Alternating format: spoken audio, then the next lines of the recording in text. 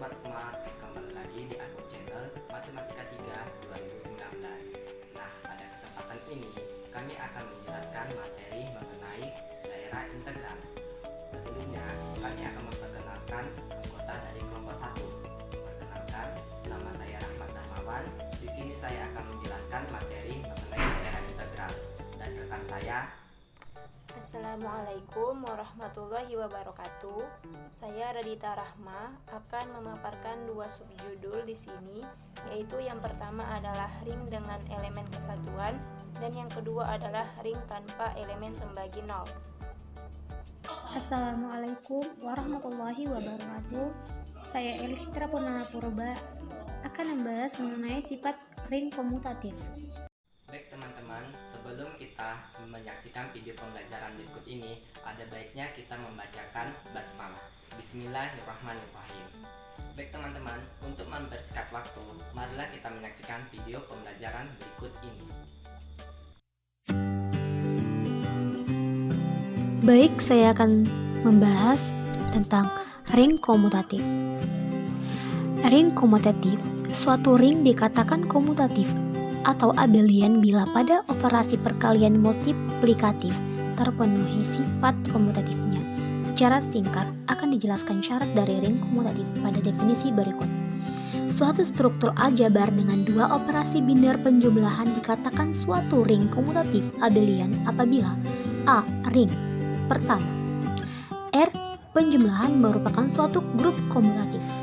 Yang kedua, R perkalian merupakan suatu semigrup atau monoid. Yang ketiga, distributif perkalian terhadap penjumlahan. B. Komutatif pada operasi perkalian. R perkalian. Jadi, pada ring komutatif R perkalian yang merupakan semigrup atau monoid harus memenuhi sifat-sifat komutatifnya, yaitu A kali B sama dengan B kali A untuk semua sebarangan A, B, elemen R. Contoh, misalkan P sama dengan bilangan genap, bilangan ganjil, dan P elemen Z. Tunjukkan bahwa elemen-elemen bilangan genap dan ganjil adalah suatu ring komutatif. Penyelesaian dapat kita lihat dengan menggunakan daftar Cayley, P operasi penjumlahan dan P operasi perkalian. Nah, dari daftar di atas ditunjukkan bahwasanya P sama dengan genap, ganjil merupakan suatu ring komutatif bila memenuhi A. Ring pertama, grup komutatif terhadap penjumlahan P operasi penjumlahan. Jika bersifat tertutup, maka ambil sebarangan nilai dari P. Misalkan genap, ganjil, elemen P. Maka genap tambah genap sama dengan genap, genap tambah ganjil sama dengan ganjil, ganjil tambah ganjil sama dengan genap. Karena hasilnya genap dan ganjil elemen P, maka sifatnya tertutup terhadap P. Sifat asosiatif. Ambil sebarangan nilai dari P. Misalkan A sama dengan genap, B sama dengan ganjil, dan C sama dengan genap elemen P. Maka A tambah B tambah C sama dengan genap tambah ganjil, tambah genap tambah ganjil, tambah genap sama dengan ganjil. A tambah B tambah C sama dengan genap tambah ganjil tambah genap sama dengan genap tambah ganjil sama dengan ganjil. Sehingga A tambah B tambah C sama dengan A tambah B tambah C sama dengan ganjil. Maka P bersifat asosiatif. Jika adanya unsur identitas, maka ambil sebarangan nilai dari P. Misalkan genap elemen P. Pilih genap elemen P sehingga genap tambah E sama dengan E tambah genap sama dengan genap, maka E sama dengan genap. Ambil sebarangan nilai dari P, misalkan ganjil elemen P. Pilih genap elemen P sehingga genap tambah E sama dengan E tambah ganjil sama dengan ganjil, maka E sama dengan genap. Maka P ada unsur satuan atau identitas. Lanjut, jika adanya unsur balikan atau inverse, ambil sebarangan nilai dari P. Misalkan genap elemen P. Pilih genap elemen P sehingga genap tambah genap sama dengan E. Maka genap kurang 1 sama dengan genap. Ambil sebarangan nilai dari P. Misalkan ganjil elemen P. Pilih ganjil elemen P sehingga ganjil tambah ganjil sama dengan E. maka ganjil kurang 1 sama dengan ganjil. Maka P adalah unsur balikan atau inverse. Jika bersifat komutatif, ambil sebarangan nilai dari P, misalkan A sama dengan genap, B sama dengan ganjil elemen P, maka A tambah B sama dengan genap tambah ganjil sama dengan ganjil. B tambah A sama dengan ganjil tambah genap sama dengan ganjil. Sehingga A tambah B sama dengan B tambah A sama dengan ganjil, maka P bersifat komutatif. Jadi, P sama dengan genap ganjil merupakan grup komutatif terhadap penjumlahan P operasi penjumlahan. Yang kedua, semigrup P operasi perkalian. Pertama, tertutup. Ambil sebarangan nilai dari P, misalkan genap dan ganjil elemen P. Genap kali ganjil sama dengan genap. Genap kali genap sama dengan genap. Genap kali ganjil sama dengan ganjil. Karena hasilnya genap dan ganjil elemen P, maka sifatnya tertutup terhadap P. Yang kedua, selanjutnya asosiatif. Ambil sebarangan nilai dari P, misalkan A sama dengan genap, B sama dengan ganjil, dan C sama dengan genap elemen P, maka A kali B kali C sama dengan genap kali ganjil kali genap sama dengan genap kali genap sama dengan genap. A kali B kali C sama dengan genap kali ganjil kali genap sama dengan genap kali genap sama dengan genap. Sehingga A kali B kali C sama dengan A kali B kali C sama dengan genap, maka P bersifat asosiatif. Yang ketiga, distributif perkalian terhadap penjumlahan. Pertama itu distribusi kanan. Ambil sebarangan nilai dari P, misalkan A sama dengan genap, B sama dengan ganjil, dan C sama dengan genap elemen P, maka A kali B tambah C sama dengan A kali B tambah A kali C. Genap kali ganjil tambah genap sama dengan genap kali ganjil tambah genap kali genap. Genap kali ganjil sama dengan genap tambah genap. Genap sama dengan genap. Maka A kali B tambah C sama dengan A kali B tambah A kali C sama dengan genap. Yang selanjutnya distribusi kiri. A tambah B kali C sama dengan A kali C tambah B kali C. Genap tambah ganjil kali genap sama dengan genap kali genap tambah ganjil kali genap. Genap kali genap sama dengan genap tambah genap. Genap sama dengan genap. Maka A tambah B kali C sama dengan A kali C tambah B kali C sama dengan genap. Jadi P sama dengan genap ganjil distributif perkalian terhadap penjumlahan. Selanjutnya ada ring dengan elemen kesatuan. Ring dengan elemen kesatuan ini merupakan salah satu syarat dari ring dikatakan memiliki daerah integral. Apa sih ring dengan elemen kesatuan ini? Ring dengan elemen kesatuan adalah ring yang memuat elemen kesatuan atau elemen identitas terhadap perkalian, di mana setiap A elemen R terdapat U sebagai elemen kesatuan elemen dari R, yaitu A kali U sama dengan U kali A sama dengan A. Suatu struktur aljabar dengan dua operasi biner, yaitu R pada operasi penjumlahan dan pada operasi perkalian, dikatakan suatu ring dengan elemen kesatuan bila R pada operasi penjumlahan merupakan suatu grup komutatif, R pada operasi perkalian merupakan suatu semigrup, dan distribusi perkalian terhadap penjumlahan.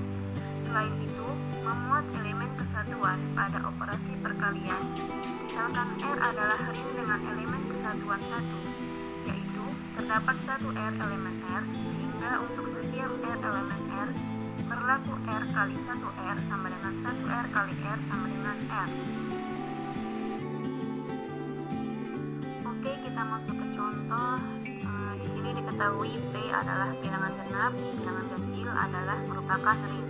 Yang ditanya, apakah P pada operasi penjumlahan dan pada operasi perkalian merupakan ring dengan elemen kesatuan? Di sini penyelesaiannya kita gunakan dua operasi, karena di soal diketahui P menggunakan operasi penjumlahan dan operasi perkalian. pada operasi yang pertama kita gunakan operasi perkalian. Kita ambil sebarang nilai dari P, misalkan genap ganjil merupakan elemen dari P, sehingga genap kali E sama dengan E kali genap sama dengan genap, maka E sama dengan ganjil. Kemudian yang kedua kita gunakan operasi penjumlahan. Kita ambil sebarang nilai dari P, misalkan ganjil adalah elemen dari P, sehingga ganjil tambah E sama dengan E tambah ganjil sama dengan ganjil, maka E sama dengan ganjil. Hasil ini kita dapatkan dan kita sesuaikan dari daftar tabel Cayley pada P operasi penjumlahan dan P pada operasi perkalian yang berada di materi ring komutatif di atas. Nah, kesimpulannya, maka P ada unsur satuan atau identitas. Jadi, P pada operasi penjumlahan dan pada operasi perkalian merupakan ring dengan elemen kesatuan. Kemudian yang selanjutnya kita masuk ke ring tanpa elemen pembagi nol, yang juga merupakan salah satu syarat dari ring dikatakan memiliki daerah integral. Suatu ring R dikatakan ring pembagi nol jika ada anggota A, B, C, R dengan A tidak sama dengan 0 dan B tidak sama dengan 0, sehingga AB sama dengan 0. Dalam hal ini, A dan B berturut-turut disebut sebagai pembagi nol kiri dan pembagi nol kanan. Kemudian suatu ring R dikatakan ring tanpa pembagi nol jika tidak ada anggota A, B, di R dengan A tidak sama dengan 0 dan B tidak sama dengan 0. Dalam hal ini, AB berturut-turut disebut sebagai pembagi nol kiri dan pembagi nol kanan. Suatu ring R dikatakan ring tanpa pembagi nol jika dan hanya jika untuk setiap AB elemen dari R sehingga AB sama dengan 0, maka A sama dengan 0 atau B sama dengan 0. Baiklah, kita masuk ke teorema. Di sini ada dua teorema. Teorema pertama, jika D adalah daerah integral di mana A, B, C adalah elemen dari D, A tidak sama dengan 0 dan AB sama dengan AC, maka B sama dengan C. Kita buktikan. Misalkan D adalah daerah integral di mana A, B, C adalah elemen dari D. A tidak sama dengan 0 dan AB sama dengan AC. Kita pandang AB sama dengan AC. Hal ini ekuivalen dengan AB kurang AC sama dengan 0 atau B kurang C sama dengan 0. Mengapa menjadi B kurang C sama dengan 0? Karena A di sini bukanlah pembagi 0 dan kita misalkan nilai A di sini adalah 1. Karena A elemen tidak 0 pada daerah integral D, maka A bukan pembagi 0. Ini berarti B kurang C sama dengan 0 atau B sama dengan C. Maka teorema pertama ini terbukti. Teorema kedua, jika A dan B bukan pembagi 0 pada ring R, maka AB bukan pembagi 0. Kita buktikan, diberikan A dan B bukan pembagi 0, akan dibuktikan AB bukan pembagi 0. Kita andaikan AB merupakan pembagi 0, maka terdapat C elemen dari R tidak sama dengan 0, sedemikian sehingga AB kali C sama dengan 0. Tetapi AB kali C sama dengan A kali BC. Karena A bukan pembagi 0 dan AB kali C sama dengan 0, maka BC sama dengan 0. Karena B bukan pembagi 0 dan BC sama dengan 0, maka C sama dengan 0. Kontradiksi dengan pengandaian bahwa C tidak sama dengan 0, maka pengandaian salah. Jadi, C sama dengan 0 yang berarti AB bukanlah pembagi 0. Maka teorema kedua ini juga terbukti. Baiklah, kita masuk ke contoh. Di sini kita akan menunjukkan apakah Z4 merupakan daerah integral atau integral domain, yaitu dengan mencari apakah Z4 ini memiliki pembagi 0 atau tidak. Nah, di penyelesaiannya kita misalkan Z4 memiliki elemen 0, 1, 2, dan 3. Kemudian kita susun di tabel Cayley masing-masing elemennya dengan menggunakan operasi perkalian, yaitu 0 kali 0, 0, 0 kali 1, 0, 0 kali 2, 0, 0 kali 3, 0, kemudian 1 kali 0, 0, 1 kali 1, 1, 1 kali 2, 2, 1 kali 3, 3, 2 kali 0, 0, 2 kali 1, 2, 2 kali 2, di sini 0. Kenapa 0? Karena di sini Z4 dan kita menggunakan modulo perkalian 4 sehingga hasilnya adalah 0. Kemudian 2 kali 3, 2, kan seharusnya 2 kali 3 adalah 6. Karena kita menggunakan modulo perkalian 4, jadi sisanya adalah 2. Kemudian 3 kali 0 adalah 0, 3 kali 1, 3, 3 kali 2, 6. Karena menggunakan modulo perkalian 4, jadi sisanya adalah 2. Kemudian 3 kali 3, di sini 1, karena kita menggunakan modulo perkalian 4, jadi hasilnya adalah 1. Dari tabel tersebut dapat kita lihat bahwa elemen 2 dari Z4 merupakan elemen pembagi 0, di mana 2 kali 2 adalah 0. Jadi dapat disimpulkan bahwa Z4 bukan merupakan suatu daerah integral, karena Z4 memiliki elemen pembagi 0, yaitu elemen 2. Baik, selanjutnya dengan subjudul yang terakhir yaitu daerah integral, dengan kata lain integral domain. Nah, teman-teman, tahukah apa itu daerah integral dan dikatakan daerah integral itu seperti apa? Nah, di sini kita akan menjelaskan mengenai definisi daerah integral, syarat-syarat dikatakannya sebagai daerah integral, dan juga contoh dari daerah integral. Nah, teman-teman, mari kita simak penjelasan berikut ini. Daerah integral atau sering dikatakan dengan integral domain adalah suatu ring komutatif dengan elemen kesatuan dan tidak mempunyai elemen pembagi 0. Jelas ya teman-teman, daerah integral itu suatu ring komutatif dengan elemen kesatuan dan tidak mempunyai atau tidak memiliki salah satu elemen pembagi 0. Nah, dikatakan memiliki daerah integral jika memenuhi syarat-syarat berikut ini. Yang pertama, R dengan operasi penjumlahan dan juga perkalian merupakan ring komutatif.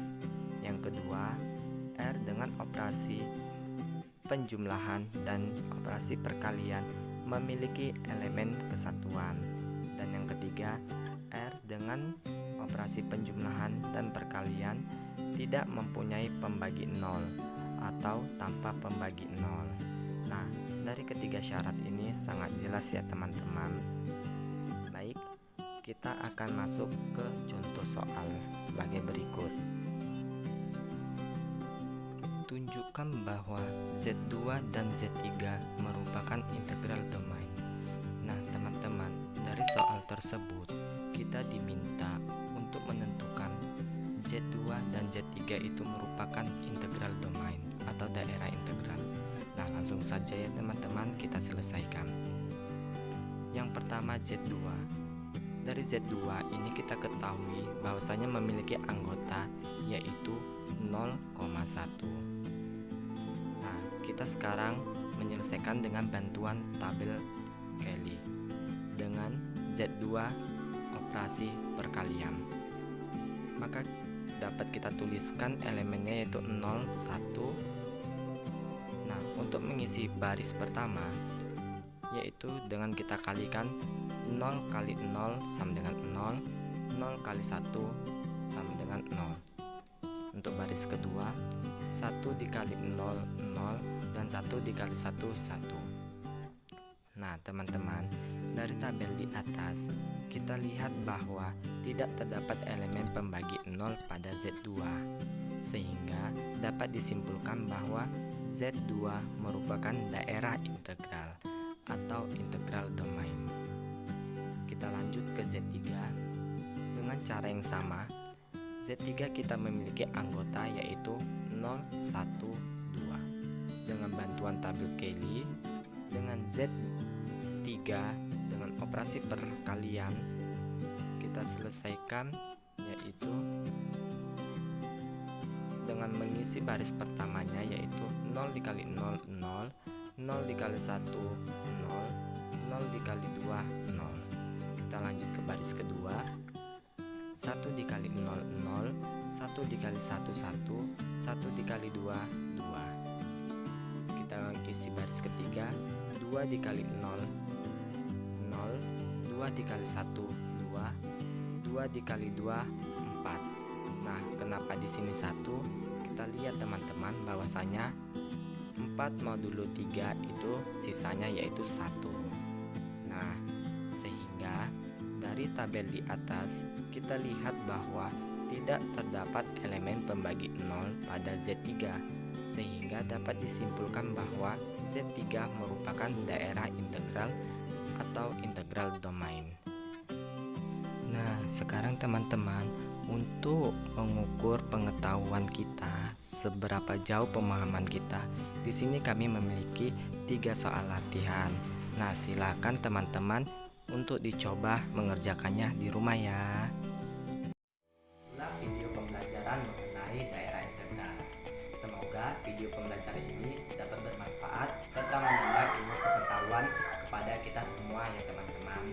Nah, sebelum kita mengakhiri video pembelajaran ini, ada baiknya kita membacakan hamdalah alhamdulillahirabbil alamin. Nah, kepada teman-teman jangan lupa untuk like, comment, and share serta subscribe video pembelajaran ini supaya teman-teman tidak ketinggalan video pembelajaran selanjutnya. Nah, sampai disinilah video pembelajaran dari kami. Kami sudahi dengan mengucapkan Terima kasih. Wassalamualaikum warahmatullahi wabarakatuh.